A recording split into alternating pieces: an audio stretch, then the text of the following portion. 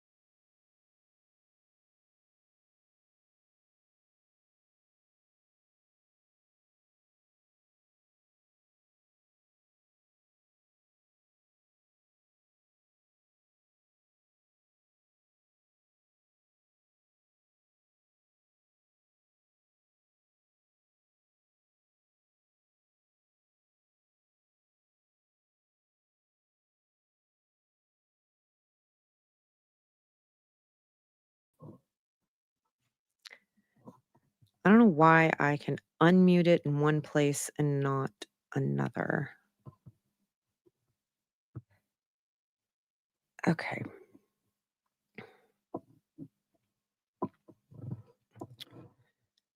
So, okay, good. Yeah, you can unmute from one place and then you can be muted in another place.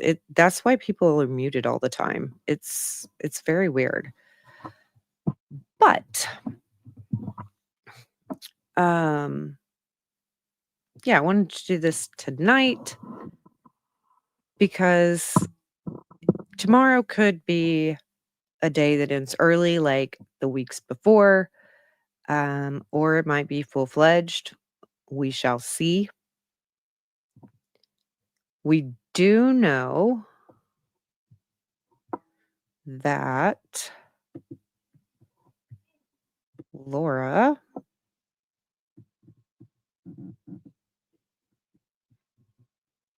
where is it at? There's so many of these things.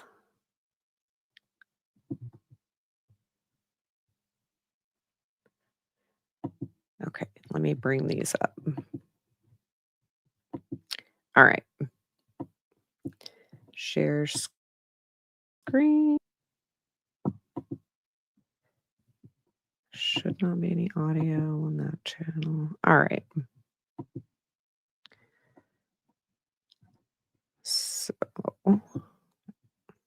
So much stuff here. Okay. Now let's see if we can make this bigger for y'all. Darn it.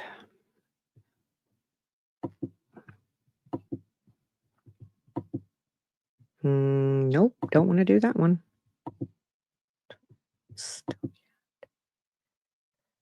Okay. If you can't read this, that's okay. I'm going to read it for you. Can't make it any bigger the way I'm sharing it. Okay. So Joshua Colesrud, which is Laura Owens' criminal defense attorney, filed this on October 31st, 2025 at 3:26 p.m. So just a few hours before the court closes. I don't know if they close at 4 or 5 on Fridays, but, close to the end of business. So This is her motion to modify conditions of release to allow for travel. And it says expedient ruling requested, which, yes, it should have been an emergency, like, motion. Um, Maybe they couldn't put that in there because maybe this isn't considered an emergency to the court, but at least they filed it on Friday and it just appeared today because it was done at the end of the day, so they just didn't scan it in last Friday. But it says, "Defendant Laura Owens, by and through undersigned counsel, respectfully moves this court to modify her release conditions by allowing her to travel to San Francisco, California from November 4th through 6, 2025 to attend a civil court hearing. Ms. Owens is required to appear in Owens v. Maricini, case number, at the San Francisco County Superior Court on November 5th, 2025 at 9 a.m. Ms. Owens is the petitioner in the matter and is requested or required to attend." Yeah. At least he put, she is the petitioner. She is the one that brought this shit during all this nonsense. Counsel for the state, Edward Leiter, has been contacted regarding this motion and has indicated no objection. However, compliance with the victim's rights remains pending as the victim advocate has not yet responded. So, counsel for the state of Arizona, they're like, "Sure, we have no objection to you traveling to do false crap again. What else can we learn about you?" Then, based on the foregoing, it is respectfully requested that this court enter an order allowing Miss Owens to travel to San Francisco, California on dates above. Respectfully submitted, 31st day of October, 2025. And Sandra Schurtz is the one that wrote this from Colsard Law. So, two things. We now know that her criminal trial attorney knows about her shenanigans in San Francisco. Because before, we weren't really sure if he knew what she was doing over in California or if she tried to keep that attorney out of it and manage it on her own. And then she's like, "Well, shit, I need him to file this motion." Or has he known about her doing this all along? Did he tell her not to? That's attorney-client privilege that we won't know about, but, you know,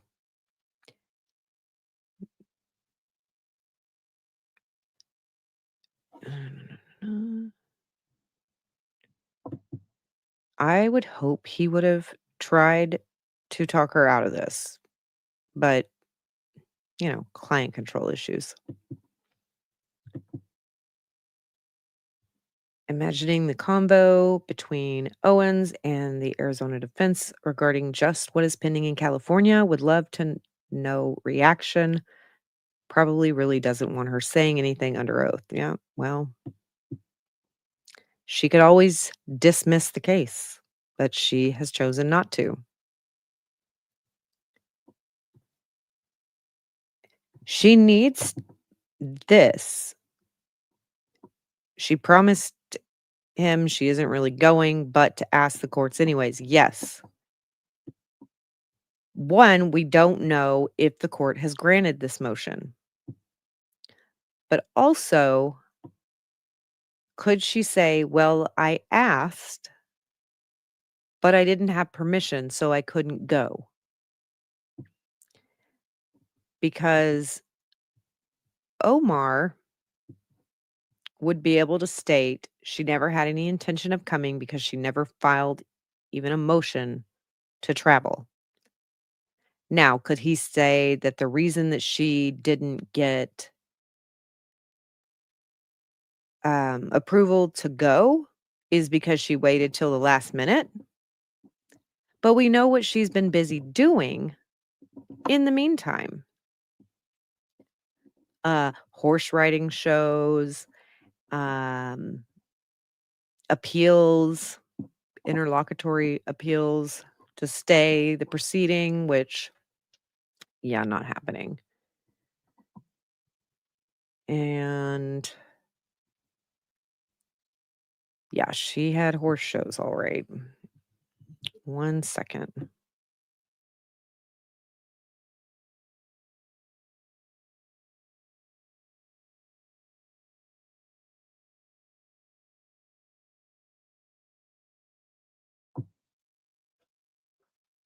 Okay. Oh, I don't know what's been done to Dad's Facebook page. Let's see here. My dog was being brought in here, so I muted for a second. Okay.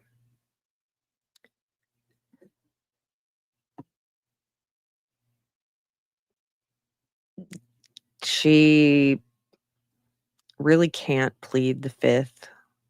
She brought this. She's gonna have to dismiss it because she has to tell her side and why she needs it. And if she chooses not to say anything, it's not gonna get granted. So, and she could be sanctioned. So, all right. Next thing I want to look at. Mm, mm, mm.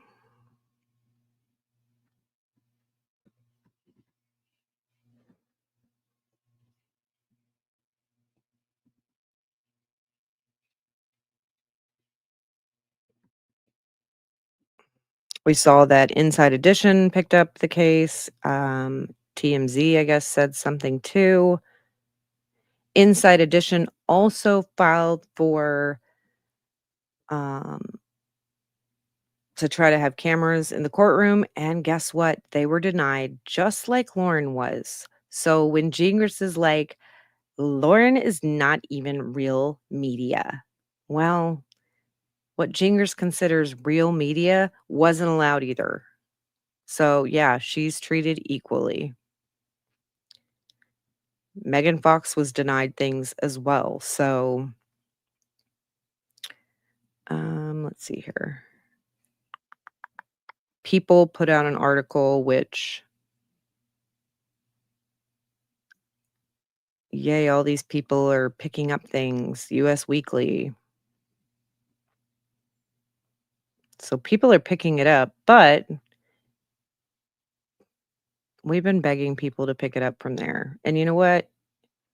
Us so-called YouTubers have done great work without the help of mainstream media. Dave, Megan Fox, Lauren, all have done great stuff. Let me see here.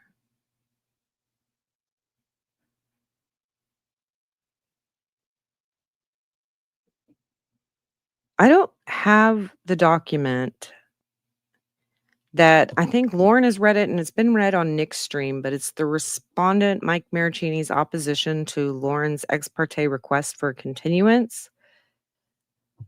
Let me see if that is.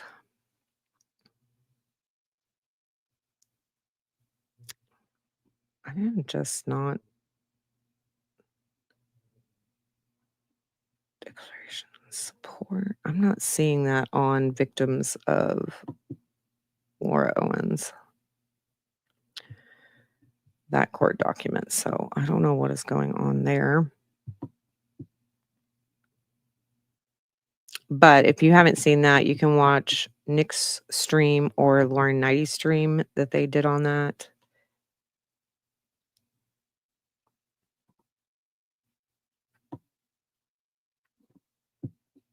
Things in the bankruptcy case have come out recently about Jan asking her brother for like multiple loans and not ever paying them back.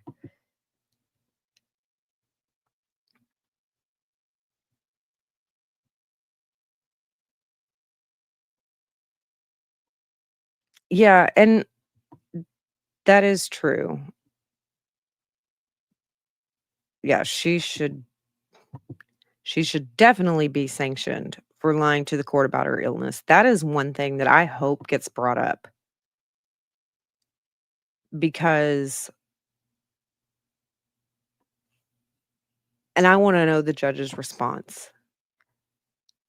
I don't care where it needs to be slipped in, but it needs to be slipped in.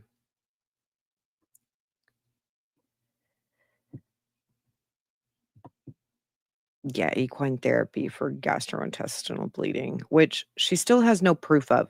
All she had was a nurse practitioner in psyche stuff, and if her ADA disability thing is one, her autism, it's not enough. There's no evidence still, or her mental health to get better, so she can be prepared for court, and we need to wait for her mental health that's never gonna get better, and she will never be ready for any case if anybody's waiting for her to be ready, to be held accountable.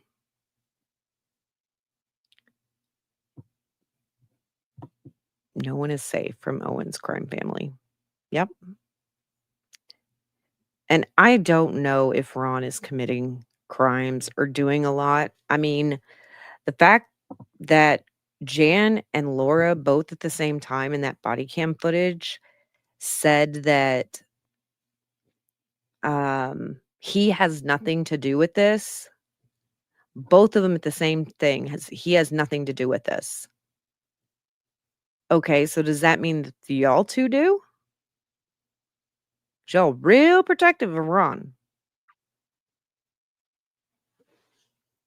And they know nothing's on Ron's thing. Nothing's on Ron's phone. He's just told whatever thing that his daughter and wife want to tell him, kept in the dark, and has seen no evidence of anything. They just tell him stories and he believes them. All right.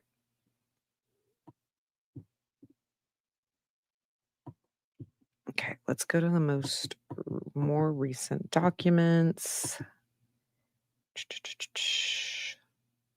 Hey, Rob has been the one going to Gingras's court hearings to try to give updates on that, which is appreciated.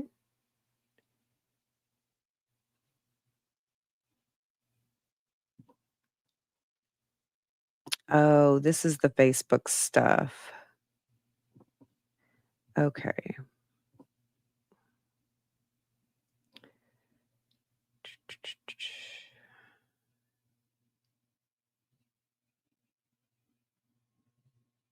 Here we go. Let's share this.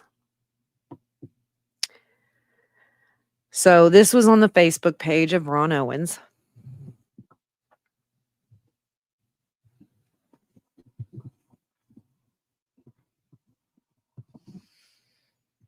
All right.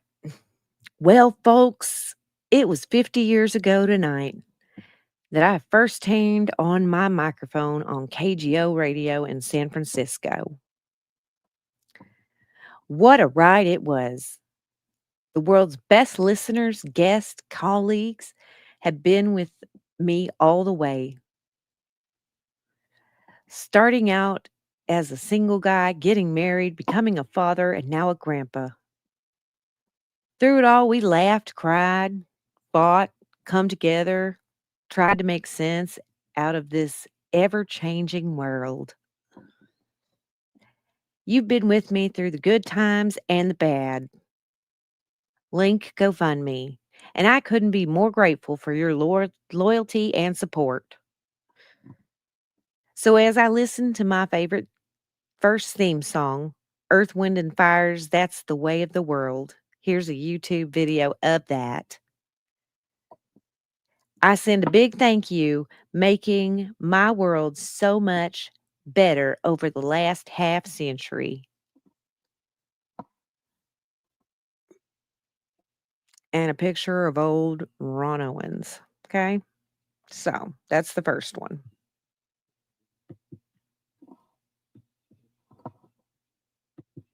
Here's number 2. I turned 80 a week ago today. And I want to sincerely thank the many people who sent birthday wishes, memories, kind words, and contributions to the GoFundMe. I've been trying to respond to all of you as I am so deeply grateful. What a wonderful community we have. I'm enjoying the World Series and looking forward to the 49ers on Sunday. Thank you, thank you, thank you for making this 80-year-old guy feel special. And he's got his little 49ers shirt on. All right. So, yeah. Give me all the money because we can't support our crimes. We have to have lots of lawyers and court fees and, our criminal daughter just be running us dry. Okay. So that is the nonsense that Ron Owens signed off on this. He wrote this, I'm sure. In the black chair. That doesn't look like the black chair to me, does it? What chair is that? Is that the couch? He doesn't sit in that chair. Don't you understand he has Parkinson's? He's going to fall.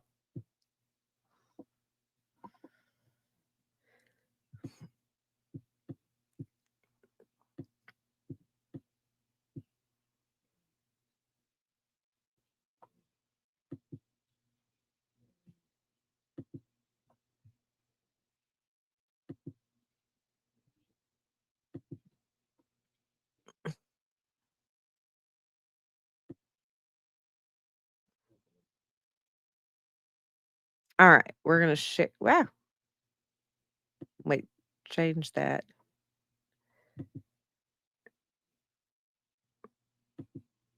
Okay, and we're going to share the screen for this one.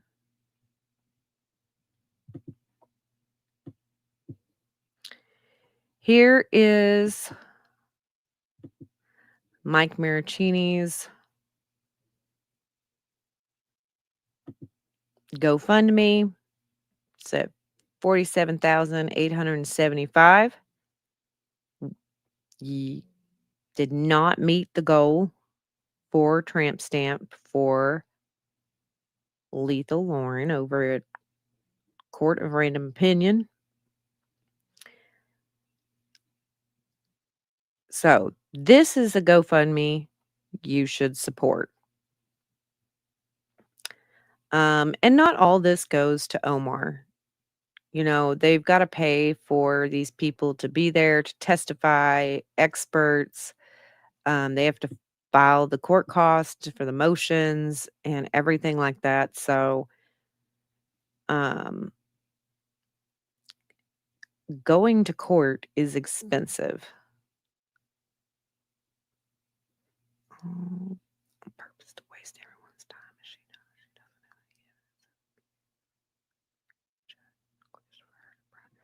Yeah, she doesn't have any of that. All right. So let's take that down. Ooh, what is that? Let me. Okay. So we'll remove that. Stop sharing there. Okay. Oh, let me.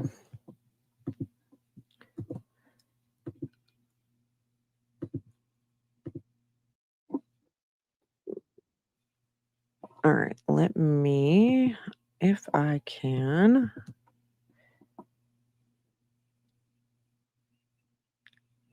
No, I don't think they're faking donations themselves. I think they are.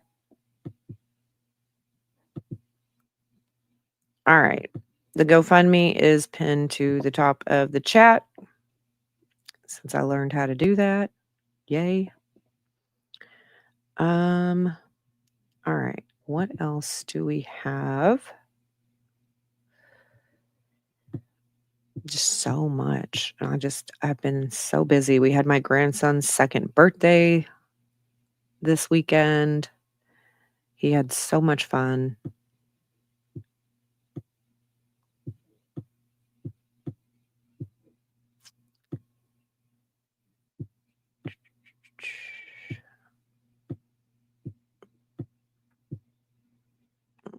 Mm.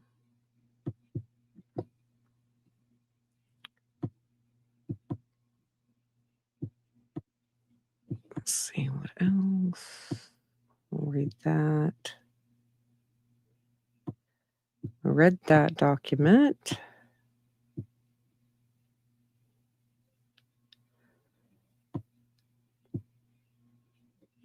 All right, let's look at this.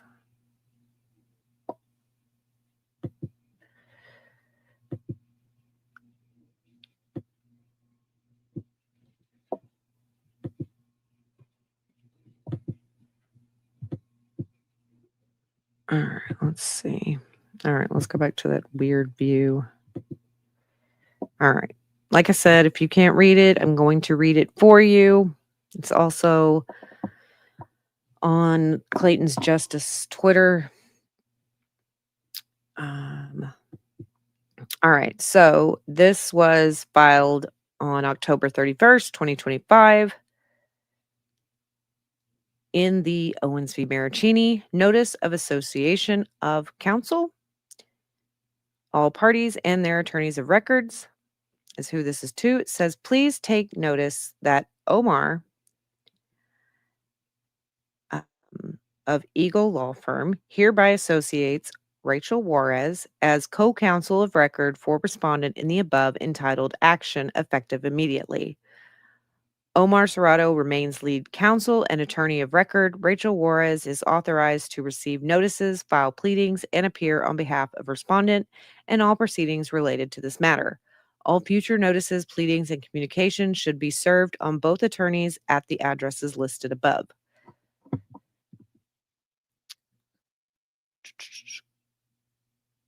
Or set forth above. And then Rachel and Omar both signed it. So Rachel is feeling better and ready to go for Laura Owens. Yay. That was one of our silver linings of this getting pushed.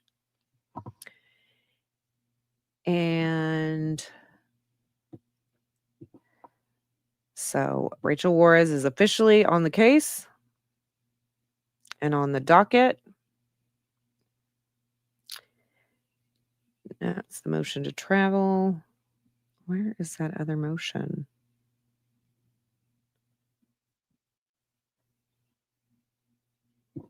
All right.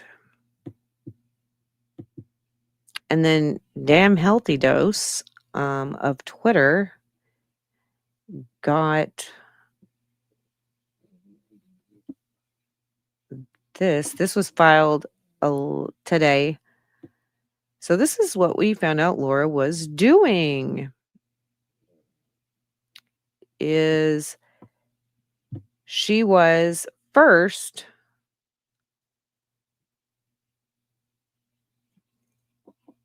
denied her appeal, or she was denied her appeal. So the court hearing was going to go forth. And then it also appeared that Laura's request for additional ADA accommodations, the American Disabilities Act accommodations from the lower court, submitting evidence to support her case. She also asked for a stay, which is postponement of a hearing. When this request was denied, she appealed to the higher courts. However, the higher court also rejected her appeal, requiring her to appear in person. IT Goatee gave us this information. And this was found on the Appellate Cases Court Info of California government document. So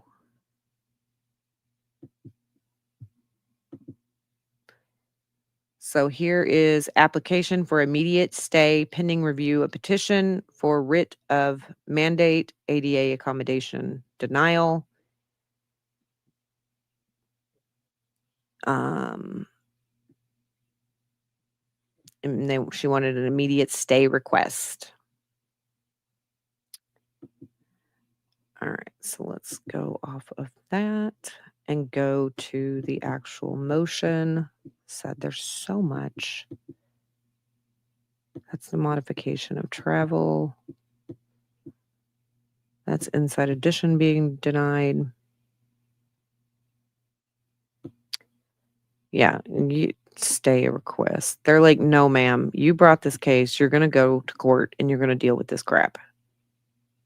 Knock it off. Wish they would have sanctioned her, but all right. So this was filed by the Court of Appeal of the State of California, First Appellate District Division 1. And Owens was the petitioner and the respondent was Maricini. See, Charles D. Johnson was the clerk, executive officer that filed it, electronically filed on 11/4/2025 by T. Neville's deputy clerk. Okay, it says by the court. The petition for writ of mandate and request for immediate stay are denied. The challenged order states that the petitioner herself requested a continuance of the hearing until November 5th, 2025. But the petition does not address this proportion of the challenged order. She requested a continuance of a hearing until November 5th. Well, she got that continuance of a hearing till November 5th. So it says Liberty's failure to address all basis for the court's ruling constitutes a waiver of its appellate claim. When the trial court states multiple grounds for its ruling and appellant addresses only some of them, we need not address appellant's arguments because one good reason is sufficient to sustain the order from which the appeal was taken. So, Judge Gold gave multiple reasons, and Laura didn't address all the reasons to basically make all those reasons moot. And she should have, because if the judge, let's say the judge gave 5 reasons and Laura only addresses 3 of them, well, there are 2 good reasons that you left sitting there that you didn't argue against. And they said even if she would have addressed 4 of 5 or something like that, she left 1 remaining. She needed to address all 5 if there were 5 reasons, and she did not do that. So they do not even need to address the arguments. Moreover, the petition lacks an adequate record. Well, what do you know? Owens has nothing. The petition contains a lengthy recitation of alleged failures by respondent Superior Court to comply with the Americans Disability Act. But petitioner attaches no exhibits documenting the events described. See California Rules Court Rule 8.486B1. And then it was before Humes, PJ, and Smiley J. So, or PJ Humes and J Smiley, I'm guessing is what that is. So she did not attach exhibits. She attaches no proof. It is just her self-reporting. Once again, but y'all, I have bleeding and like I have autism and I have a nurse practitioner that says things, but I'm not going to provide you any of that proof. Hello from Australia. What time is it there? And so it's the way Owens does things. She just self-reports a bunch of crap, says a bunch of shit. She has nothing to back it. She just hopes everybody takes her at her word. And she was hoping that because the appeals court doesn't know who she is, they would just take her word for it. No, ma'am. No. See, court is about receipts and evidence and facts supporting. You're not allowed to just give narrative form. 6:15 in Hawaii. Wow. It is 10:20 in Texas.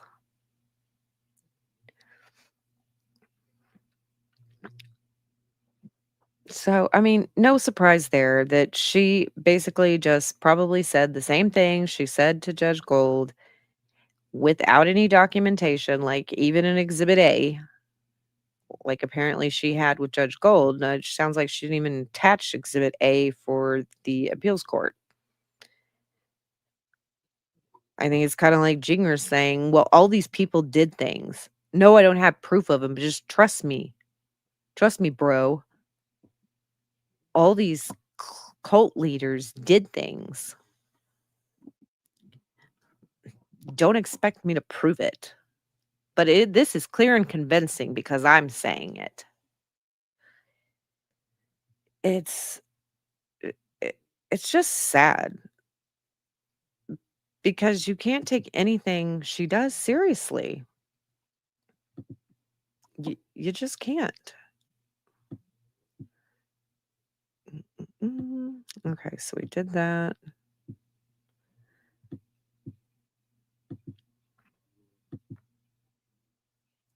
Also, I don't know why I just took to my tongue like that, but okay. Also, in the Eckerd, Owens v. Eckerd matter, update here is that on 10/31, so all the Owens cases were very busy on the dockets on Halloween on Friday. This is sent to Gingras and Woodnick, so he's still her attorney on this case, apparently. The referral to the civil commissioner. The court has received respondent's motion for supplemental proceedings, judgment, debtor examination filed on October 6, 2025.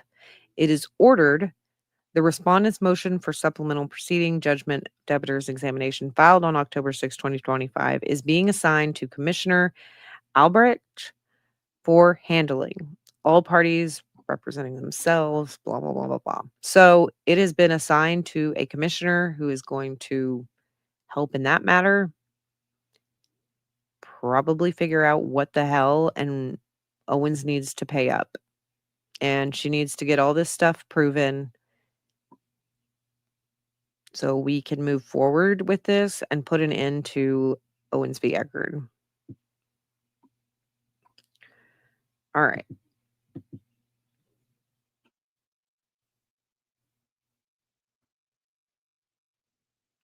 Yeah, Costco must have been having sale on Audacity. Yep, karma is a bitch. Okay. So that is all the Owens stuff that we have. Oh, wait, you know what?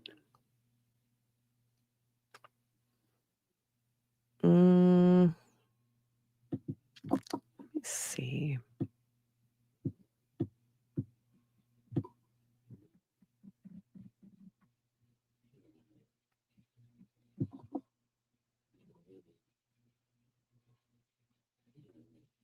I wonder.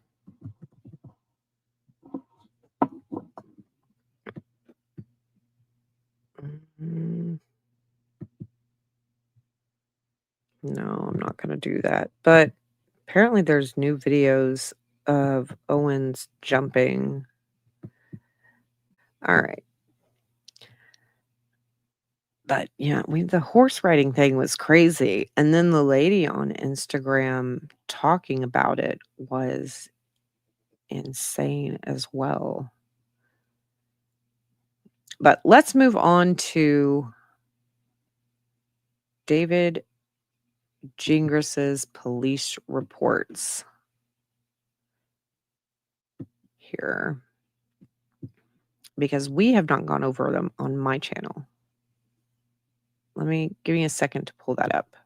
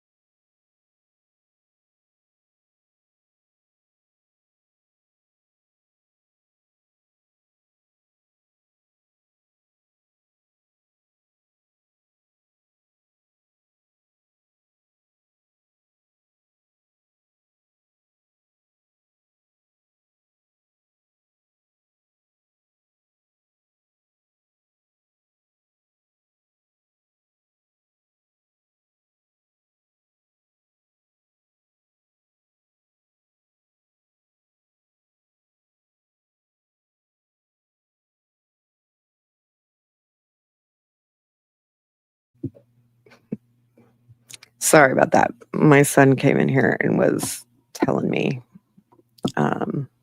about something, and he didn't realize I was live. Okay. So I should be able to make this one bigger for us to see, for y'all to see on the screen.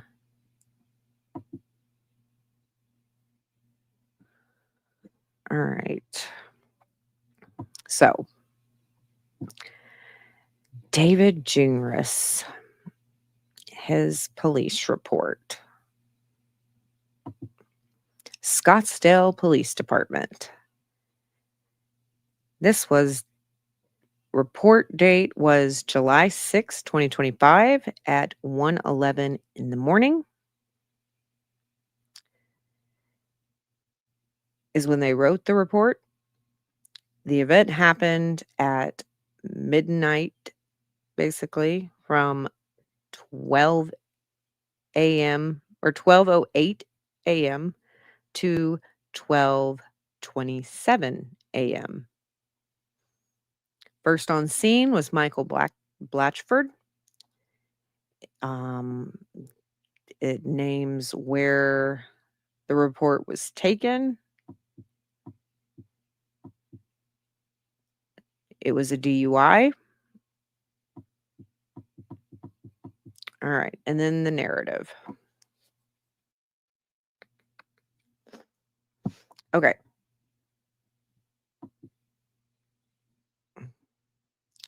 And Gingras is a piece of work, of course, as always. On July 6, 2025, at approximately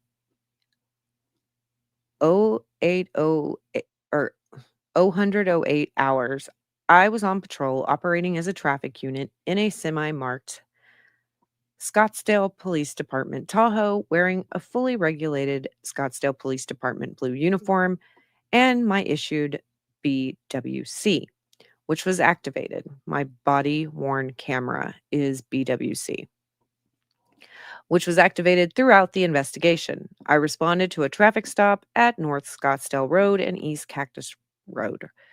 Reference a possible impaired driver. Which I don't know how he would know that he was possibly impaired, because it doesn't really talk about like swerving or anything like that. It talks about speed, but I don't know that somebody speeding at something in the morning is necessarily a possible impaired driver. It could just be somebody with a lead foot, but they say, referencing a possible impaired driver. When I arrived on scene, I observed officers had stopped a gray Nissan Rogue displaying whatever that is. I then spoke with Officer Blatchford, who had conducted the traffic stop on the vehicle. Officer Blatchford informed me that he observed the vehicle traveling northbound on North Scottsdale Road at East Mountain View Road at a high rate of speed. Officer Blatchford is radar certified and informed me his radar displayed the vehicle traveling 61 miles per hour in a 45-mile-per-hour zone. Officer Blatchford then got behind the vehicle and initiated a traffic stop, and the vehicle stopped just east of North Scottsdale Road and East Cactus Road. He informed me the driver was identified through his whatever driver's license as David Gingras.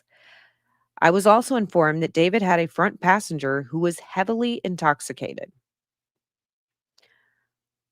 Officer Blatchford advised David had bloodshot, glassy eyes and an odor of intoxicating liquors coming from his breath. David initially stated that he had no alcohol that day, but when was asked again, he stated he had consumed alcohol earlier in the day. Officer Blatchford informed me that David appeared to not want to answer questions related to alcohol and kept stating he was fine. I don't know that anybody asked if he was fine, but he kept letting everybody know he was fine. I then took over the DUI investigation. I then approached the vehicle and contacted David, who was still seated in the driver's seat. I identified myself to David, informed him I was there to make sure he was okay to drive, and asked him to step out of his vehicle. Okay, so this cop did ask if he wanted to make sure he was okay to drive. He didn't ask him how he was doing, though. Maybe he did. David complied with my request, exited his vehicle, and followed me just west of his vehicle. So he complied with what the cops told him. He didn't evade, he didn't do any of that. When asked where he was coming from, David stated Scottsdale and stated his friend had a lot to drink, so he was driving him and his vehicle back to his hotel. When I asked which hotel, David stated the Scottsdale Princess. Does Owens own that hotel? Because she is a Scottsdale princess for sure. Isn't that where she should stay? But they were having trouble getting there. Why would you have trouble getting there? Is it because you're so drunk you don't know how to get there, you can't remember? When asked where in Scottsdale they were coming from, David informed me they were at Taco Mater's or Madera, Taco Madera. I don't know if that's any good, but it's a place to check out, I guess, if you're in Scottsdale. Maybe when the criminal trial comes around, we can check out Taco Madera. All right. Reporting officer was Christina Smith. Supervisor Brian Steele signed it. Okay. Then we have another report. David, or more to the narrative. David then stated he had a little bit to drink. When asked to specify how much, he informed me he had a beer or two, but had consumed water over the last several hours. No, sir, your blood alcohol level shows that that is a lie. While speaking with David, I observed his eyes were bloodshot/watery. I could smell the odor of intoxicating liquors coming from his breath. David denied any prescription medication, illegal drug, or marijuana use. He also informed me he had no recent head or eye injuries and was currently wearing contacts. Now, if you have looked at one of his blogs recently, It says here no eye injury or head injury. But we know since then, and more recently, David has written a blog about something going on with his eyes. And the thing is, if that is all that they had on him was bloodshot eyes and nothing else to reasonably say any of this, maybe his eye condition would work. But the thing is even if you have this eye condition that Gingras speaks about,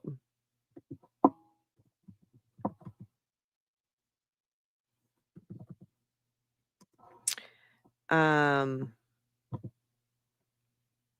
it doesn't explain away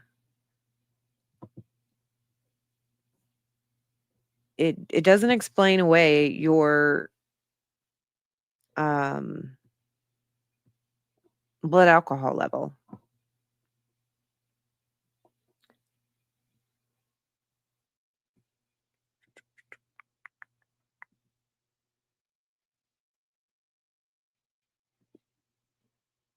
And let's see here.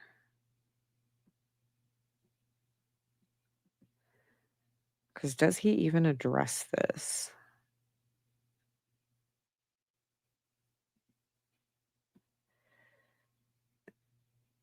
And so if he's trying to use any of this stuff for his defense, it's just not going to work. Okay.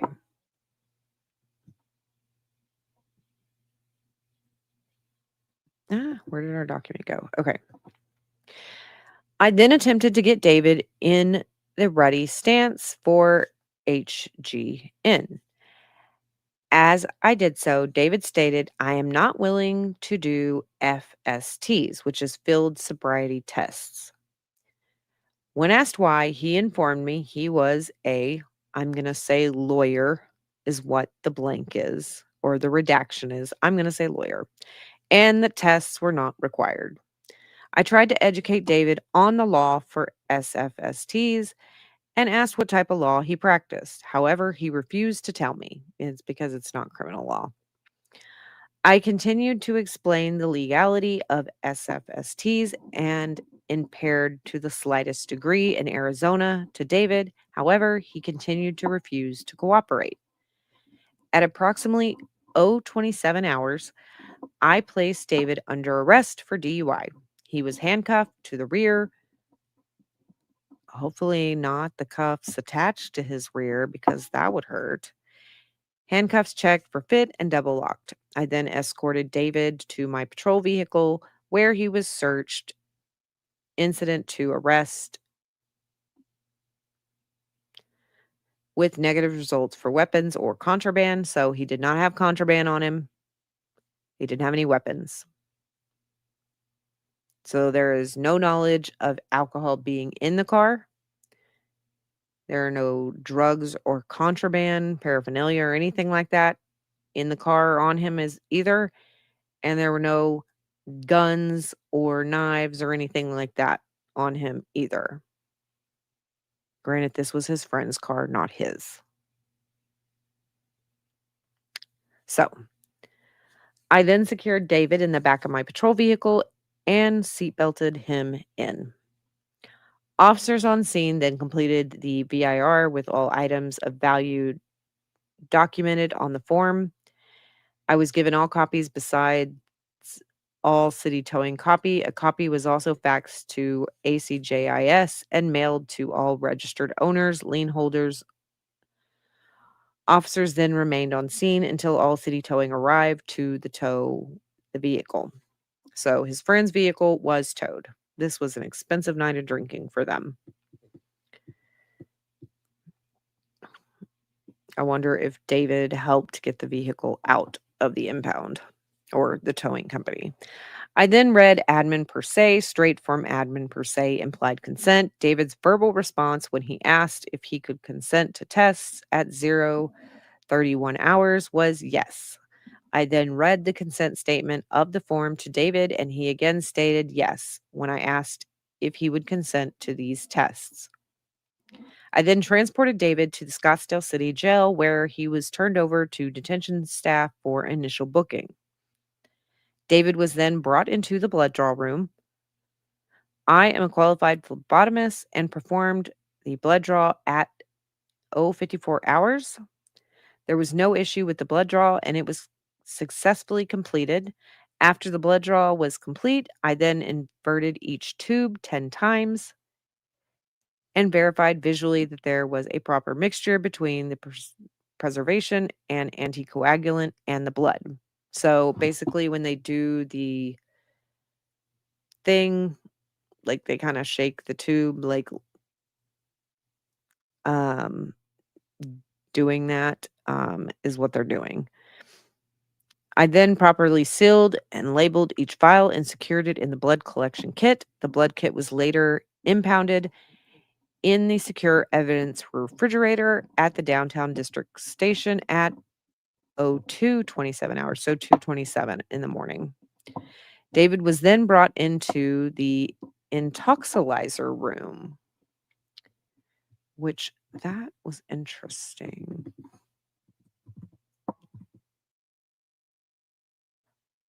Uh,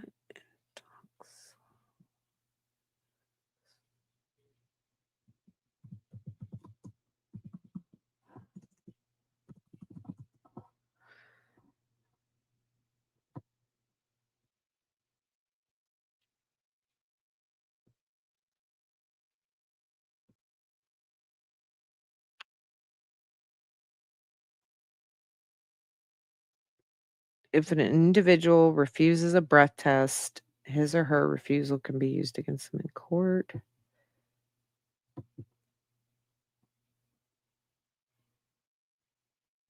Infrared spectroscope to measure the absorption of infrared light by alcohol molecules in a breath. Okay, so basically that's just the breath test room.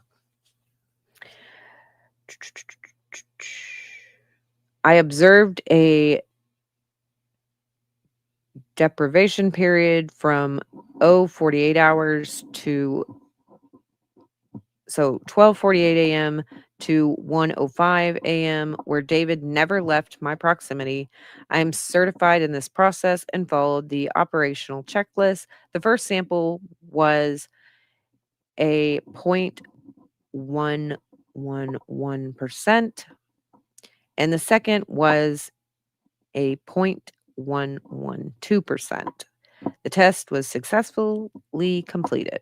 So 0.11, and the legal limit is a 0.08. So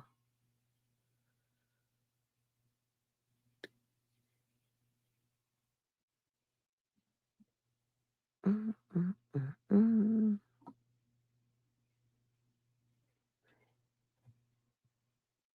This says that a 0.11 BAC is usually after 3 drinks.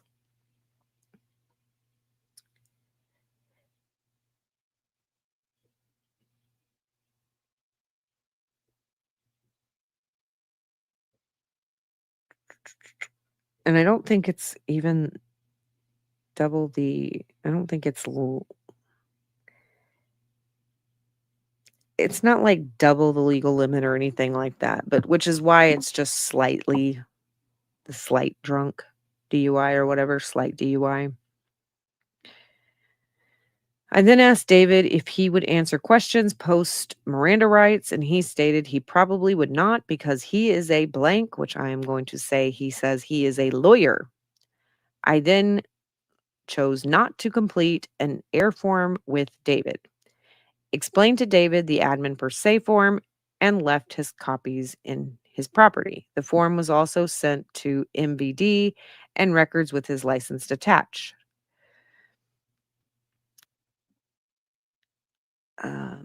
Let's see here. I then explained the DUI blood notice to David. I also explained the right for a second independent test. A copy was left in his property. I also informed David that a copy of the tow form would be in his property. A copy was also faxed to ACJIS and mail all registered owners, liens, and holders.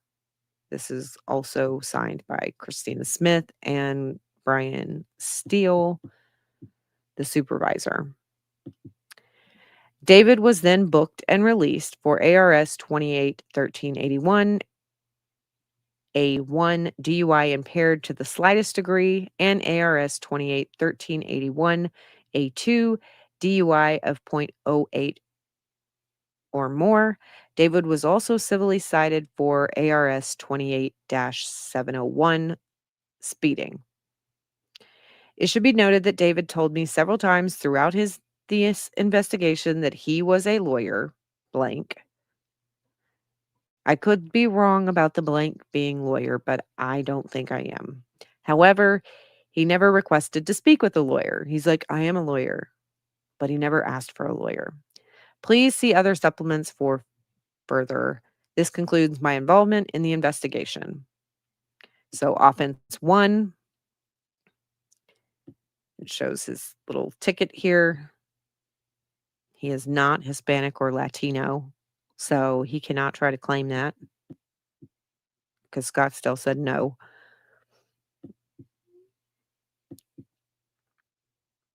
But he will probably still be told that things like this can affect your citizen status, or if you are not from here, it could get you deported, because they are required to say that to everybody so that it's not considered like biased or, being racist or something. Talks about the vehicle they were in and let's see, the vials of blood that they collected.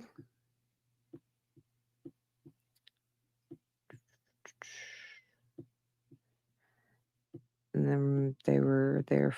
That's going to be evidence used against him. Now, this is a supplemental report, and this is going to be from Blatchford, who was the original person that pulled him over.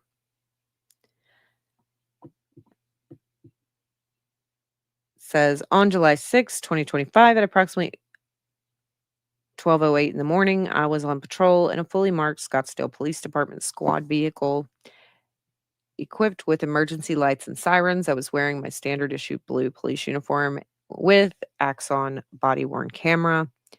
While traveling southbound on Scottsdale Road from Gold Dust Avenue, I was operating radar. I observed a gray Nissan Rogue bearing California license plate, traveling northbound in lane 2 of Scottsdale Road at a high rate of speed. I visually estimated the vehicle to be traveling approximately 65 in a 40 posted mile an hour. So this officer says 40 miles an hour. The other officer said 45. So that's not a huge discrepancy, because they'll be able to look to see, is it 40 or is it 45? And if you're going anywhere in the 60s, it's going to be speeding 15 to 20 miles over, basically. Radar confirmation showed the vehicle's speed at 61 miles per hour. I immediately turned northbound onto Scottsdale Road and was able to catch up to the vehicle near Scottsdale Road and Chola Street. I was approximately 3 car lengths behind the Nissan and paced the vehicle at 60 miles per hour. So he was keeping up with the pace, and the policeman had to go 60 miles an hour to keep up the pace with Gingras' driving. At 12:11 a.m., based on the observed driving behavior and confirmed speeding, I activated my emergency lights and sirens and initiated a traffic stop. The vehicle yielded and came to a stop on the east side of Cactus Road. I approached the driver's side of the vehicle and contacted the driver, who was identified as David Gingras. and then his license number and where it's from. Upon contact, I immediately observed a strong odor of intoxicating beverage emitting from the vehicle from David's from David's breath. I also observed David had glassy, bloodshot eyes. I informed David of the reason for the stop. David stated he was driving his friend back to his hotel. I observed that the front passenger appeared heavily intoxicated. I wonder if it was like a uh yeah, I am a lawyer. I am a very famous and important lawyer. Do you know who I am? I represent Hall of Fame radio star Ron Owens' daughter. And they're gonna be like, yeah, we know about that bitch. And we don't like you even more now because you said that name." But I'm wondering if, like, the situation was kinda like, Cheech and Chong, if it was just being drunk, not high, and his passenger was like, "Yo, officer," or, "Hey, that looks like a cop." Like, if he was doing dumb stuff, they don't say he was, but, like, I don't know if the guy was, like, swaying, trying to keep his eyes open, slurring if he was talking to or anything like that. I would hope Gingras would tell him to shut up. But, um, I wonder how they knew the passenger was, like, heavily intoxicated, like, way more than Gingras. Alright. And I wonder what happened to his friend. Like, they just call somebody to give him a ride home? Did they take him to the police station too? Not to arrest him because it's not illegal to get drunk. You can get drunk, you just cannot drive.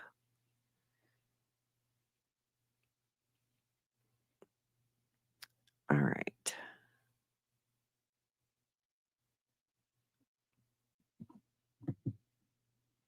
Mm, mm, mm.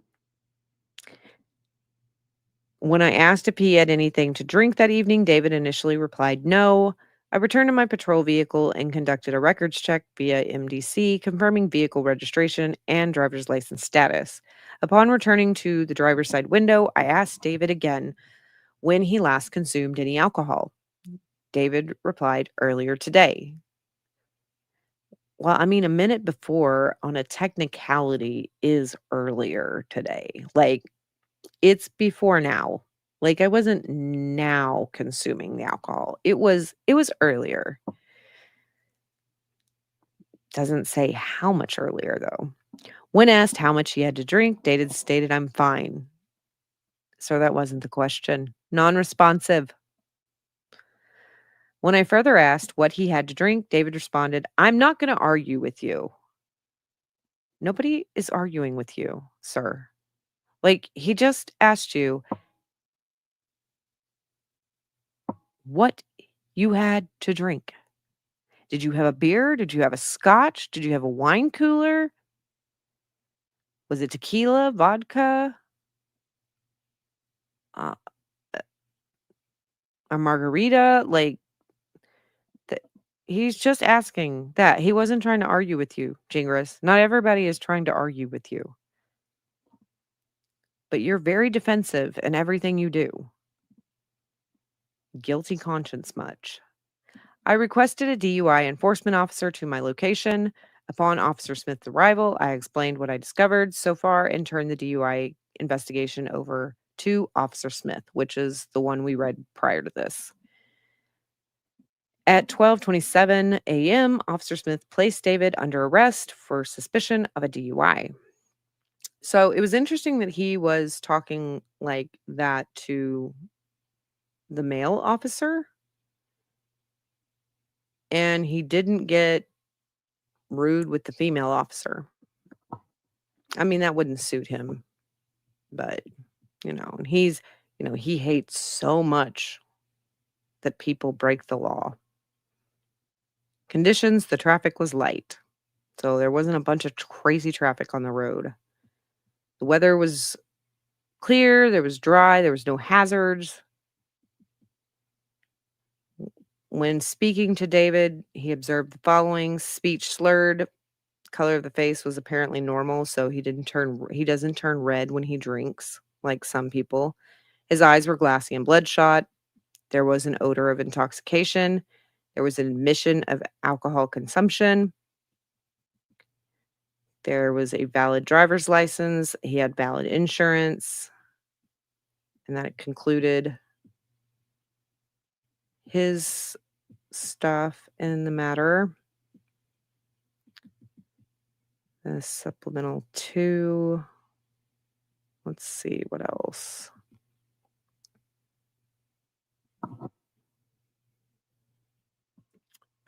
Admin per se. What did this guy do? VIR. Okay. I don't know what that is. Maybe that's a lab person. I don't know. Gave him the things. Evidence log of the vials of blood. The citation. Arrest report.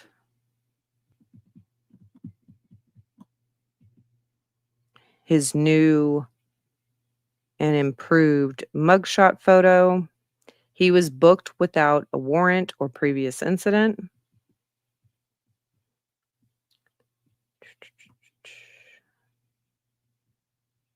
DUI impaired to the slightest degree. Cite and release.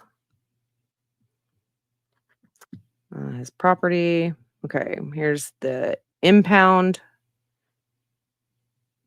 The reason it was impound is the driver was arrested. Doesn't say the owner of the vehicle was arrested.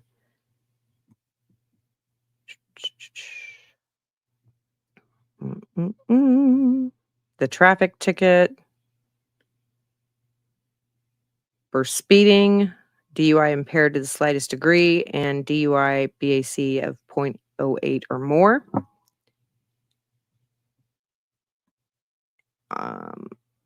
Influence report and the Miranda things. David not completed due to not wanting to answer questions, which as a lawyer doesn't surprise me that he's not doing that. They did a blood test. They did not do something else. They also administered a breath test. So they can compare his breath test to his blood test to see if they're about the same. List collection times. More about the roads and everything that was happening. He did not do field sobriety tests.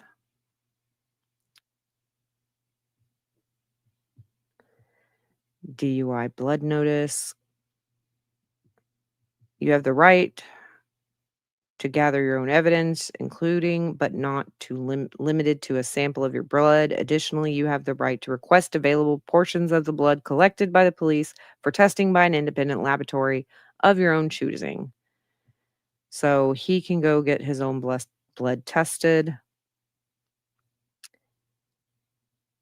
He's not allergic to latex, shellfish, or iodine. And he does not have a history of fainting at this point.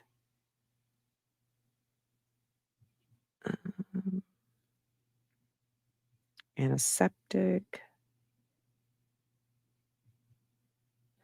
Something here that's good to note too is if you watched the Karen Reed trial, One of the things that was talked about is that when they did a blood draw on Karen Reed to get her BAC, her blood alcohol content level, is there's a certain way you have to draw the blood and clean the skin. And what you're not supposed to do is use like alcohol swab. Like if you're getting an IV or they're fixing to do just random blood work at a lab, like for medical reasons, usually they'll use like an alcohol swab. And here they used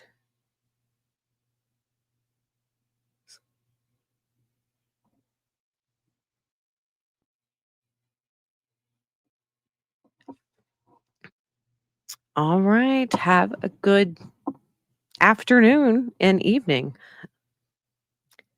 So, to clean the area before they did the blood draw, they used this what was it called again? Alkylonium chloride. And basically it's a quaternary ammonium compound and it's, antimicrobacterial. They could also use like iodine and stuff, but they did not use alcohol to clean the skin. And the reason they do not use like an alcohol swab to clean the skin is because you do not want the alcohol from that alcohol wipe to mess with the numbers of your BAC, your blood alcohol content. And if you use the alcohol swabs, it can mess up that number and make it not as reliable. And so that's good that they didn't use that here. So they can't use that as a defense. They didn't even do the blood draw. It could have been messed up. And that's because they did it in an actual area that did alcohol testing.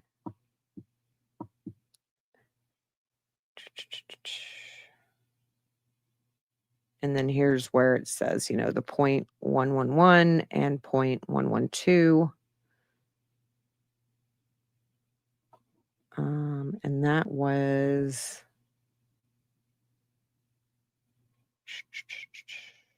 calibration check.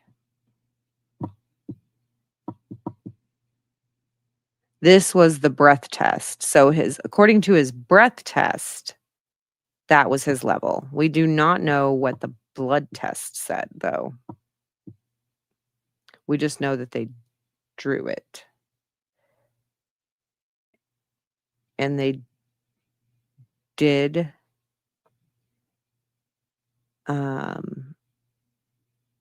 they did 2 different versions of it as they were supposed to.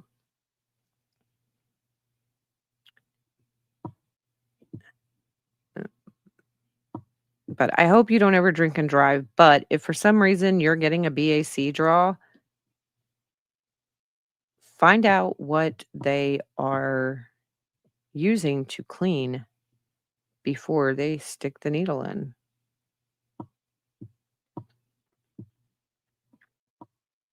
Because in a hospital setting, usually they just use the little alcohol swabs. So that is Gingras's police report. Now, I don't know if there is going to be, if we're going to get any of the body camera footage from this. I do kind of want to see how the passenger was acting, just because I want to know how they knew he was so heavily intoxicated. I want to see David say, "I'm not going to argue with you, and I'm fine." So that doesn't tell me if you've had anything to drink. I'm glad you're fine. You're not fine to drive, but I'm glad other than that you're fine. So that is what is new and going on in all things Owens. Megan Fox will be doing updates from people that are boots on the ground tomorrow. Hopefully, Mike gets the justice that he has been needing for so long. I hope Laura shows up